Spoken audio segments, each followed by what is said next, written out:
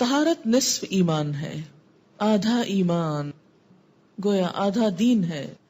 حضرت مالک اشعری رضی اللہ تعالی عنہ کہتے ہیں کہ رسول اللہ صلی اللہ علیہ وسلم نے فرمایا، طہارت آدھا ایمان ہے۔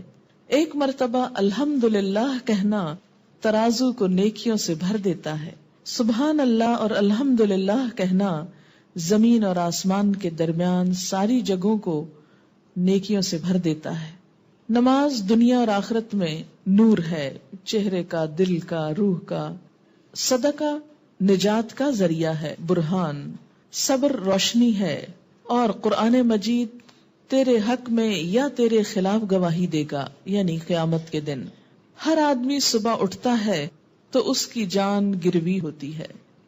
گروی کا مطلب کیا ہے؟ یعنی پکڑی ہوئی ہوتی ہے، جسے یا تو نیکی کر کے آزاد کرا لیتا ہے یا گناہ کر کے ہلاک کر دیتا ہے۔ اسے مسلم نے روایت کیا ہے۔ تو اس سے کیا پتہ چلتا ہے کہ ان سب میں ابتدا کس سے ہو رہی ہے؟ طہارت سے، پاکیزگی سے۔ یعنی باقی کام جو ہیں وہ اسی وقت صحیح طور پر ہو سکتے ہیں جب انسان کے اندر طہارت کا وصف ہو۔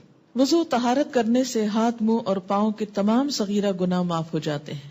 عن عبد الله الصنابحي رضی اللہ تعالی عنہ قال قال رسول اللہ صلی اللہ علیہ وسلم اذا تودأ العبد المؤمن فمضمض خرجت الخطايا من فيه واذا استنثر خرجت الخطايا من انفه فاذا غسل وجهه خرجت الخطايا من وجهه حتى تخرج من تحت اشفار عينيه فاذا غسل وجهه خرجت الخطايا من وجهه حتى تخرج من تحت اشفار عينيه فاذا غسل يديه خرجت الخطايا من يديه حتى تخرج من تحت اظفار يديه فاذا مسح برأسه خرجت الخطايا من رأسه حتى تخرج من اذنيه فاذا غسل رجليه خرجت الخطايا من رجليه حتى تخرج من تحت اظفار رجليه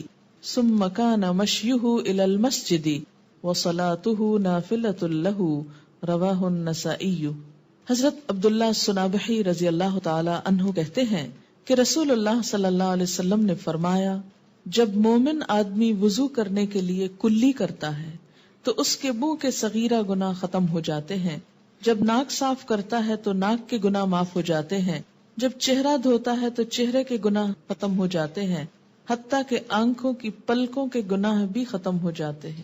ظاہر ہے کسی حرام چیز کو دیکھتے ہوئے پلک جھپکتے ہیں تو پلک بھی شریک ہے۔ پھر جب ہاتھ دھوتا ہے تو ہاتھ کے گناہ ختم ہو جاتے ہیں، حتیٰ کہ ناخنوں کے نیچے سے بھی گناہ مٹ جاتے ہیں۔ پھر جب آدمی سر کا مسح کرتا ہے تو سر کے گناہ معاف ہوتے ہیں، حتیٰ کہ کانوں کے گناہ بھی مٹ جاتے ہیں۔ جب پاؤں دھوتا ہے تو پاؤں کے گناہ معاف ہو جاتے ہیں، حتیٰ کہ پاؤں کے ناخنوں سے بھی گناہ نکل جاتے ہیں۔ وضو کے بعد آدمی مسجد کی طرف آتا ہے اور نماز پڑھتا ہے تو یہ سارے اعمال اس کی نیکی میں اضافہ یعنی بلندی درجات کا باعث بنتے ہیں۔ اسے نسائی نے روایت کیا ہے۔ کسی نے سوال کیا ہے کہ ناک کے گناہوں سے کیا مراد ہے؟ اس سے مراد مانوی گناہ ہو سکتے ہیں، یعنی ناک ڈائریکٹلی تو کسی چیز میں انوالو نہیں ہوتا، لیکن ٹوہ یا تجسس، مثلا کسی کے بیگ میں آپ دیکھیں کس چیز کی خوشبو آ رہی تو تجسس کرنا منع ہے نا، تو تجسس کیسے آپ نے کیا؟ سونگ کے، یا کسی کے گھر کے باہر کھڑے ہو کر اچھا کیا پک رہا ہے ذرا یعنی ایک تو یہ ہے کہ آپ چل رہے ہیں اور کوئی چیز خوشبو خود ہی آ جاتی ہے، وہ تو آ جاتی ہے، لیکن ایک بطور خاص ٹوہ لگانا اور تجسس کرنا اور دوسروں کے اندرونی راز معلوم کرنا، یہ چیز منع ہے۔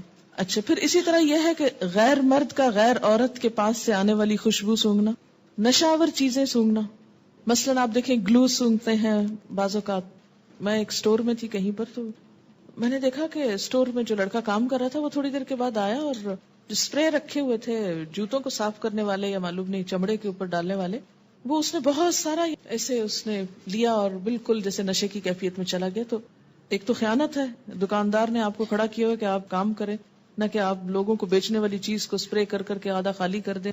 تو ایسی چیزیں بھی سونگنا کہ جس کے سونگنے سے نشہ ہو، یہ آج کل ویسٹ میں بہت عام بیماری ہے، اس کو بھی منع کیا گیا ہے۔ یہ بھی ناک کے گناہوں میں سے ہوتا ہے۔ جہاں سمت بونڈ وغیرہ بچے سونگتے ہیں تو یہ چیز بھی ٹھیک نہیں۔ مثلا ناک صاف کر کے کہیں پھینک دینا، آپ صلی اللہ علیہ وسلم نے اس پہ بہت سخت ناراضگی کا اظہار کیا، شاید آگے حدیث آئے گی.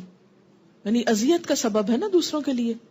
جی ہاں، آپ صلی اللہ علیہ وسلم نے جو کھانا کھایا جائے اس کو سونگھنے سے منع کیا ہے کہ مثلاً آپ کھانا کھانے لگے اور پہلے سونگھیں اور پھر کھانا شروع کریں. یہ ایک ادب کے بھی خلاف ہے، ایٹیکیٹس کے بھی خلاف ہے یہ چیز. باسی اور خراب کو جج کرنے کے لیے تو اللہ نے ناک دیا ہے، وہ منع نہیں ہے. اور آپ دیکھیے کہ ضروری نہیں باسی کو آپ بہت قریب لے جائیں تو آپ سونگیں گے، وہ سامنے بھی ہو تو